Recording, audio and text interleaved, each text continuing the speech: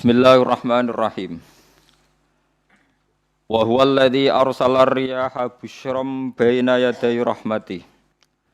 Wa anzalna minas samaa'i ma'an tahura. Linuhyiya bihi baldatan maytan wa nusqiyahu mimma khalaqna an'aman wa anasiya katsira. Wa huwa Allah Ta'ala iku alladzi dzat arsala ingkang lepas sapa ladzi utawa ingkang ngutus sapa ladzi ar-riyaha ing pira-pira angin. Wa fi qiraatin ar-riha ing angin. Maksude mufrad. Busyron nusyuron nusron. Pokoke teng sapah niki busyron nusyuron apa? Busyron nusyuron hale ingkang nyebarno utawa hale ingkang dadi berita gembira bena di rahmati ana ing ngarepe sedurunge rahmate Allah. Semeste ana ing ngarepe sedurunge rahmate Allah. Maksude udan niku. Mutafarriqatan tegese den utus kelawan beda-beda. Kudamal matori ana ing sedurunge udan, ngarepe udan, mukadimah udan niku ana angin. Wa fi qiraatin bisukunis sin kelawan sukunis sin takhfifan nusron. Wa fi ukhra bisukuniha fathin nun nasron masdaron. Wa fi ukhra bisukuniha kelan sukunis sin wa dhammil muwahhadah lan dhammai ba badalan nun khalid dadi gedine nun kira kita busyron. Terus nak teng sapah iku nusyuron kalian nasron. Terus nak kira kita napa busyron. Jadi wa dhammil muwahhadah dhammai ba titik sitok busyron nggih badalan nun. Dadi boten nusyuron tapi napa busyron. Mubasyiratin tegese angin niku nggih berita gembira. Wa mufradul ulati mufrate sing pertama iku nusyur. Nusyuron ka rasulin rasul rusul. Nggih nusyur. Wal akhira utawi mufrate sing akhir iku nasyir. Wa anzalna lan nurono ingsun minas sama'i sanging langit ingsun nurono ma'aning banyu tahuron kang nyucekno. Mutahiron tegese kang nyucekno.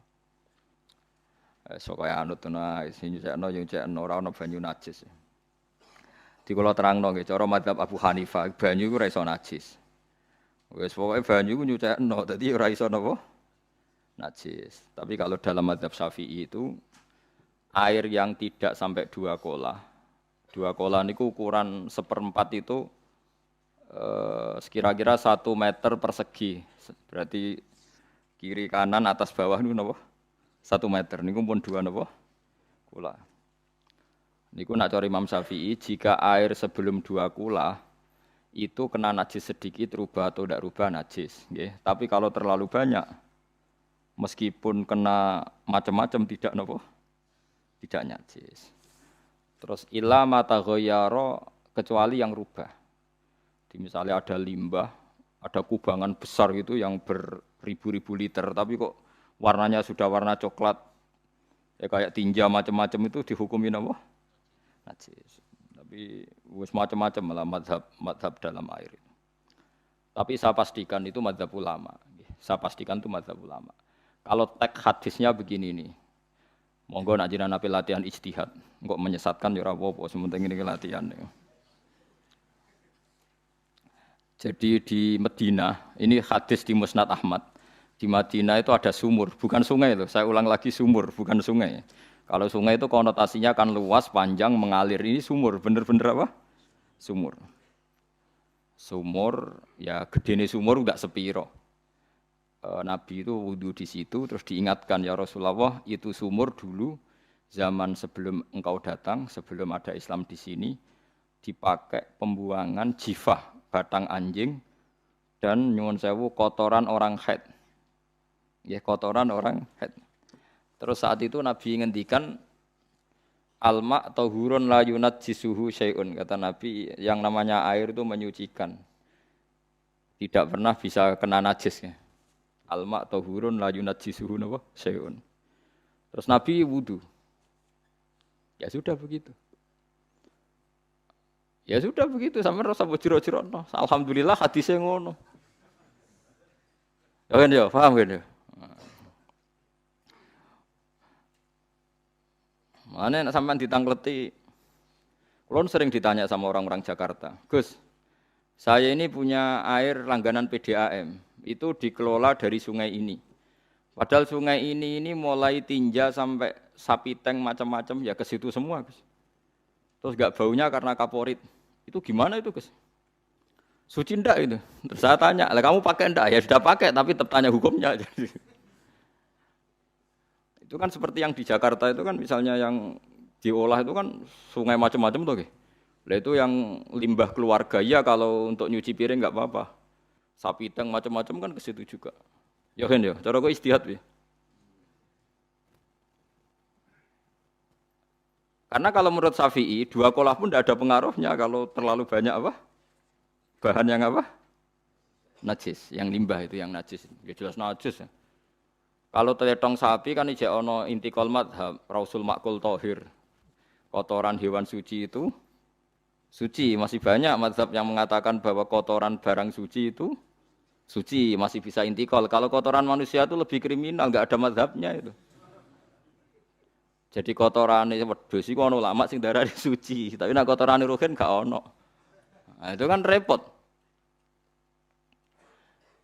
Makanya kata sebagian ahli hadis, sebaiknya hadis itu tidak usah diistihati, pokoknya Nabi ngendikan begitu gitu. Ya sudah orang terus ya sudah begitu. Paham gitu terus seperti di sini misalnya yang di sini Gajah Wong itu kan atasannya sana mulai kali Code kan wong macam-macam. Mulai wong buang kotor air besar, air kecil kan lewat semua. Macam-macam. Makanya masalah air itu pokoknya sifatnya air itu ma'an tahura. Sifatnya air itu mensucikan. Mensucikan itu dua dalam mazhab Syafi'i itu. Air dan tanah. Air dan tanah. Terus sama Abu Hanifah ditambah satu. Ini kalau sampean coba tidak apa-apa, api. Makanya kalau ada boto, coroknya apa Mus? Boto ya. Boto bangunan wah. Boto. Itu kan kebanyakan kan kadang kan tipak buahan pletong itu kan ya. Terus dipakai boto. Campur-campur diulet-ulet. Terus jadi napa? Boto. Cara madzhab Syafi'i tetap najis, dipakai masjid tidak bisa karena sebagian bahannya dari apa? Najis. Cara madzhab Hanafi suci karena sudah dibakar. Karena api itu termasuk alat mensucikan. Alasannya Imam Abu Hanifah, orang yang fasik-fasik itu nanti disucikan pakai api neraka. Berarti api itu bagian dari alat mensucikan. Jadi misalnya Ruhin mau sholat dibakar, sholat suci gitu. Karena api itu mensucikan. Buktinya orang-orang yang masuk neraka nanti sebelum masuk surga kalanya kan disucikan dengan api. Mana ada di neraka disucikan pakai air.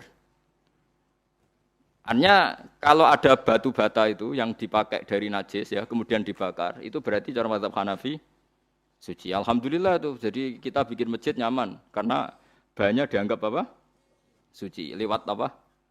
Lewat apa? Api tadi lihat dibakar. Tapi yang ngeri ya. Nggih. Ben sampean ngerti mazhab gitu. Terus saya memang tak niati setiap saya ngaji entah 1 2 tak sisipkan hukum fikih karena fikih ini yang kita alami keseharian. Nggih, fikih ini yang kita alami napa? Keseharian. Makanya saya minta teks hadis tadi jangan rubah. Pokoknya ada sumur loh tidak sungai. Sumur itu kan airnya tenang, tidak ngalir. Nyatanya Rasulullah sudah dilapuri. Ini batang-batang anjing dan bekas orang-orang haid, kotoran haid itu dibuang di situ ya Rasulullah.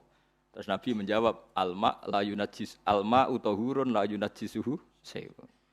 Terus orang-orang Syafi'iyah mentahmilkan dalam bahasa ijtihad itu dianggap itu mungkin sumurnya terlalu besar dan airnya terlalu apa? Banyak sehingga kotoran-kotoran itu tidak merubah warna. Tapi kata yang lain-lain masa yang bener aja gitu, masa banyu diam dimasuki kotoran gitu tidak nopo rubah. Nah itu ya itulah istihad ya. Istihad itu ya. Istihad itu guyonannya kan gitu. Pendapat saya benar mungkin salah, pendapat Anda salah mungkin apa? Benar. Karena ya sama-sama mirip-mirip itu untuk menganalisis itu. Yang jelas Allah mensifati air itu ma'an tahura, bahwa air itu punya sifat dasar mensucikan. Wah nek cara kula niku asal tidak terlalu ketok najis ngoten kaya PDAM ngoten niku. Enggak ambu taek terus gak ambu apa nek suci ngoten mawon. Takoki tapi kan asal usulnya di sana najis gini. Asal usul barang kok repot. Kalau sering dibantai tiang-tiang sing terlalu napa was-was. Tapi jelas Gus saya tahu sendiri. Sapi teng itu ngalir ke sungai gini-gini saya tahu sendiri. Tak jawab, saya juga tahu sendiri dari langit itu langsung air turun. Jadi artinya kalau dia melihat sisi najis ke sapi teng, kamu melihat sisi dari gunung Merapi, dari langit kan langsung turun. Jadi kalau eling najis ya, tak eling suci ini kan saya gitu. Dia ngilingi yang sisi najisnya dari apa? Limbah apa? Keluarga. Wa anzalna minas sama ima antahura. Air itu mensucikan. Nah, terus kedua masalah fikih yang saya jelaskan di sini, tahur itu sifat mubalaghah dalam madhab selain Syafi'i. Saya ulang lagi ya. Kula warai lugat ke. Kalau orang biasa terima kasih disebut syakir, disebut apa?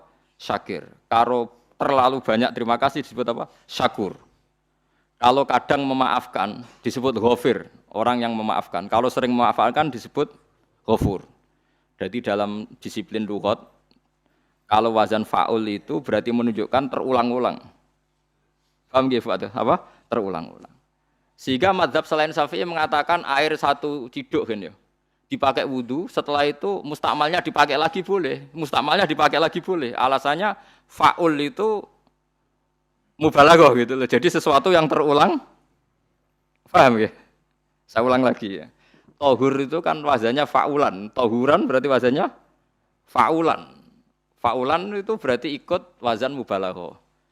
Kalau ghafir mengampuni, kalau ghafur sering mengampuni. Syakir terima kasih, kalau syakur sering terima kasih. Berarti kalau tahir suci, kalau tahur sering mensucikan. Nah, makanya selain Syafi'i mengatakan air asal suci mensucikan, dipakai berkali-kali tetap suci mensucikan. Artinya tidak ada mustakmal, tidak ada apa? Tapi kalau dalam mazhab kita kan sekali bekas wudu mustakmal, bekas junub mustakmal karena sudah pernah dipakai sesuci. Nah itu mazhab kita, mazhab Syafi'i. Sama nanut di, soalnya kalau cerita sama nak kedesek, nganggo sing gampang mawon. Jadi gampang kan? Ya masuk akal karena memang wazan fa'ulan itu untuk tadi, untuk litakrir tadi, untuk mengulang. Kayak ghafir nyepuro, ghafurun sering nyepuro. Paham ya? Makanya orang itu kalau zalim itu ya zalim. Kalau zalum banget zalime. Makanya disebut Quran wa kanal insanu zaluman jahula. Zalim itu zalim biasa, zaluman banget zalime. Jahil itu goblok biasa, jahulan banget gobloke. Berarti kalau tahuron banget nyuciin berarti diulang-ulang. Makanya mazhab lain mengatakan air itu tidak ada mustakmal. Dan saya kadang ya intikal mazhab begitu. Nah intikal gimana? Coba kalau di hotel itu mustakmal. Hotel itu kan kotaannya cilik toh kan. Tahu nggak hotel mari ruhen. Kotaannya cilik.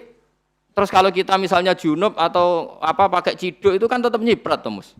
Nyiprat kena banyu di kotak yang cilik. Jadi kalau gak intikal mazhab pusing kan kita. Iya kan? Terus kemudian intikal lah suci guys. Takoki pangeran, kok nggo bolak-balik intikal mazhab Gusti. Jare sapa jare Gus Pak ngono takoki ngono. Lah kowe muni kowe kok ora takoki malah pusing. Kayak Mbah Khalil Bangkalan itu. Kalau nalkin mayit itu masyhur Mbah Khalil Bangkalan. Tidak nalkin mayit itu. Yo kan yo, aku sibuk urusanku akeh. Takoki malaikat ngenteni Mbah Khalil, tinggal mire. Sing ngono tok. Nalkin meneh. Yo jiyo soe nak takoki malaikat marabbuka manabiuka ngenteni ketuane. Maksudnya ngenteni dekne. Ya sudah ditinggalin. Ya orang ditakoki wong dekne orang kabudut. Pokoke diwarai kabeh. Ah terakhir beliau rada modern. Ngenteni ketua rombongan pokoke. Jadi nanti yang jawab itu ketua rombongan. Tapi aja tiru kan ngono takoki malaikat ngentosi Gus Pak. Aku teko tutuki mawon Gusti. Sewan. Yakin muga ruhin ngomong ngoten kula ngomong Mungkar Nakir. Kamu tahu kan tugas standar Anda apa? Ya tugas standare Mungkar Nakir nutuki iku wis biasa wae. Biasa nutuki tak kan apa?